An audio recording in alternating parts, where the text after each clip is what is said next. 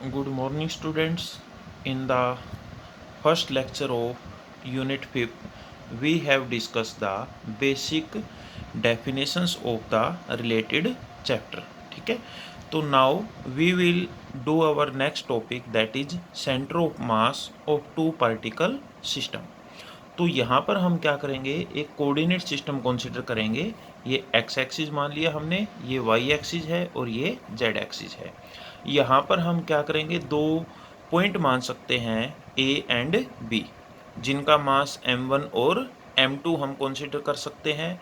और यहाँ पर मान लेते हैं कि जो ए पार्टिकल है उसके ऊपर जो एक्सटर्नल फोर्स है दैट इज F1, ठीक है। और जो बी पार्टिकल है इसका जो हमारे पास एक्सटर्नल फोर्स इसके ऊपर एक्ट हो रहा है वो F2 मान लेते हैं, ठीक है। और हमारे पास जो R1 और R2 है, these are the position vectors of point A and B, ठीक है।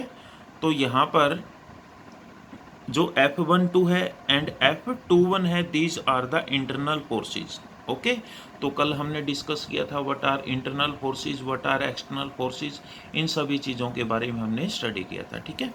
तो यहाँ पर हमारे पास जो ये लाइन ज्वाइन करेगी ए और बी को, तो वहाँ पर एक ऐसा पॉइंट होगा जहाँ पर उनका सेंटर ऑफ मास एग्जिस्ट करेगा। तो हम मान लेते हैं वो पॉइंट कौन सा है, सी पॉइंट। और इसी का हमें पोजीशन वेक्टर यानी position vector of centre of mass, इस वैल्यू को हमें फाइंड आउट करना है। तो हम कंसीडर कर सकते हैं system of two particles A and B of masses m1 and m2 respectively. Now r1 और r2 be the their respective position vectors. अगर हम वेलोसिटी देखें, v1 देखें, फर्स्ट पार्टिकल की वेलोसिटी वो किसके इक्वल होगी, change in position vector of first particle by में टाइम टेकन। और ऐसे ही v2 की वैल्यू क्या होगी, dr2 बाय में dt। be their velocities and F1 and F2 are the external forces acting on the particles।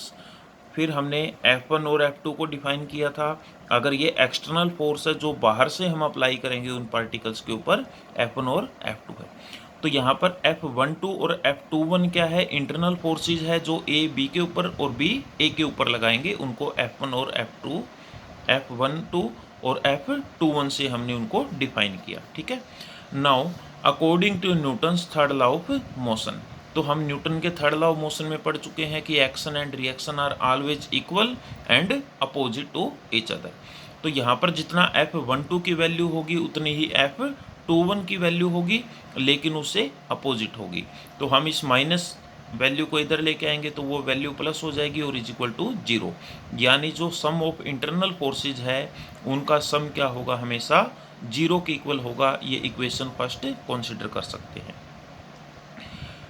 Total force acting on the system is given by.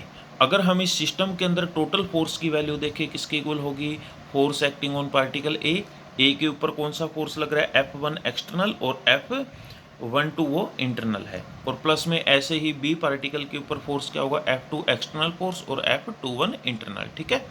तो यहाँ पर हम इनको रीअरेंज करके लिख सकते हैं, F1 और F2 को इकट्ठा लिख दिया और F12 प्लस में F21 को इकट्ठा लिख दिया, ठीक है। तो हम इक्वेशन 1 से अगर देखें F12 प्लस में F21 which is equal to 0, तो ये वैल्यू 0 होगी। तो हमारे पास जो फोर्स है उसकी वैल्यू क्या होगी, एक्सटर्नल फोर्स का सम के इक्वल, ठीक है, दैट इज F1 प्लस में F2। इसको हम इक्वेशन 2 कंसीडर कर सकते हैं। According to Newton second law of motion, the equation of motion of particle A and B are given by. तो वहाँ पर जो ए पार्टिकल है उसके ऊपर जो टोटल फोर्स है वो किसके इक्वल होगा, change in linear momentum of first particle. यानी फर्स्ट पार्टिकल के ऊपर टोटल फोर्स क्या है, एक्सटर्नल फोर्स प्लस में इंटरनल फोर्स, किसके इक्वल होगा, change in linear momentum. Linear momentum होता मास इंटू वेलोसिटी, तो m1 इंटू में v1, ये इक्वेशन 3।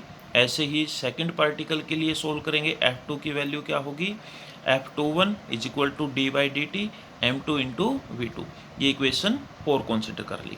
अगर हम इक्वेशन 3 और 4 को ऐड करें तो लेफ्ट टर्म को लेफ्ट के साथ ऐड करोगे, राइट को राइट के साथ। तो अगर हम देखें यहाँ पर जो डी बाई डी टी है m1 v1 और प्लस में डी बाई डी टी है m2 v2, ये किसके इक्वल होगा, इसका सम प्लस में इसका सम। तो हमें पता है F1 प्लस F2 को इकट्ठा रख दिया, F12 और प्लस में F21 इनको इकट्ठा रख दिया, ठीक है।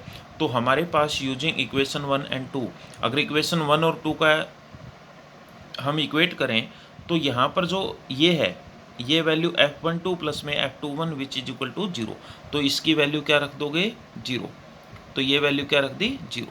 और यहाँ पर इक्वेशन 2 क्या बताती है हमें, F1 प्लस F2 किसके इक्वल है बेटा, F एक्सटर्नल फोर्स F के इक्वल, ठीक है।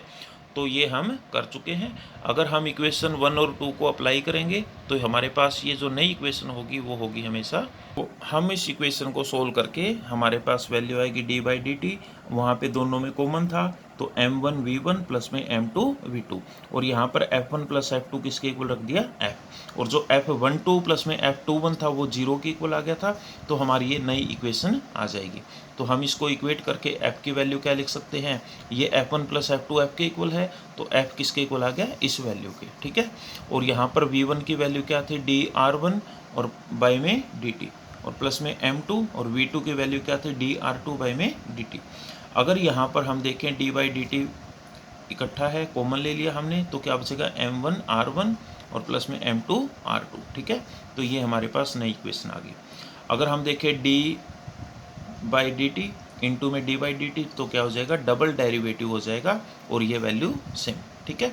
अगर हम इस इक्वेशन को मल्टीप्लाई और डिवाइड करें m1 प्लस m2 से, तो हमारे पास जो राइट हैंड साइड है उसको m1 प्लस m2 से मल्टीप्लाई और डिवाइड करने पर, तो ये फोर्स की वैल्यू है, m1 प्लस m2 से एक बार इसको मल्टीप्लाई कर दिया, ये एक बार इसी वैल्यू से डिवाइड कर दिया, तो हमारे पास ये वैल्यू होगी। तो यहाँ पर ये जो वैल्यू है ये क्या है, जब if A point of mass m1 plus m2 having position vector RCM, यानी position vector of centre of mass, is acted upon by a force F, then the equation of motion is given by, तो यहाँ पर जो m1 plus m2 है d/dt यानी double derivative, तो इस value को हम क्या लिख देते हैं, position vector of centre of mass. तो यहाँ पर कंपेयरिंग इक्वेशन 5 एंड 6, तो यहाँ पर जो position vector of centre of mass है वो क्या है हमारे पास, m1 r1 प्लस में m2 r2 बाई में m1 प्लस m2, जो हमें किसकी वैल्यू देगा, position vector of centre of mass, ठीक है।